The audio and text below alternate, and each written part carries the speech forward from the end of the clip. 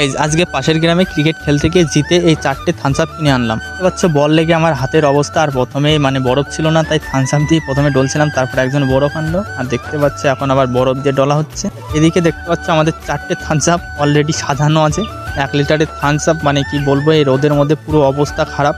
খেলতে গেছিলাম দুপুর করে, মানে রোদে পুরো কালো হয়ে গেছি, সবাই একদম পুরো কালো কালো হয়ে গেছিল। আমার হাত দেখলেই বোঝা যাবে যে কতটা রোদে পুড়ে গেছিলাম, মানে পুরো কালো হয়ে গেছে। আর দেখতে পাচ্ছ সবার মুখের অবস্থা খুবই খারাপ, তাই এখন স্প্রাইট নিয়ে এসেছিলাম, সেই স্প্রাইট এখন খাওয়াচ্ছে, দেখতে পাচ্ছ এখন ঢালছে। কিন্তু অন্য কিছু ভেবো না, এটা হলো স্প্রাইটই। অন্য বলতে কি বুঝিয়েছি সেটা তোমরা বুঝতেই পারছো, আর না বুঝলে আমার কিছু করার নেই। এখনও তাহলে তোমরা বাচ্চা আছো, তো দেখতে পাচ্ছ এখন মানে স্প্রাইট আমারটাইও ঢালা হচ্ছে। রোদের মধ্যে খেললে আমাদের অবস্থা খুবই খারাপ হয়ে গেছিলো, নাহলে আমরা আরও খেলতে চেয়েছিলাম। কারণ এই রোদে কোনোরকম দাঁড়িয়েই থাকা যাচ্ছে না, মনে হচ্ছে পুরো পাটা হাত পা সব কিছু পুড়ে যাচ্ছে। আমরা মন্দিরে বসে খাচ্ছিলাম আর একটু আড্ডাও হচ্ছিলো, বেশ ভালোই লাগছিলো সত্যি কথা বলতে। আর তোমাদের কাদের কাদের ক্রিকেট খেলতে ভালো লাগে অবশ্যই কমেন্টে জানিও। আর আমি 2টো বল সেভ করেছি, তাই আমার হাতের অবস্থা অত খারাপ হয়ে গেছিলো। তো আজকে এখানেই শেষ করলাম। হর হর মহাদেব।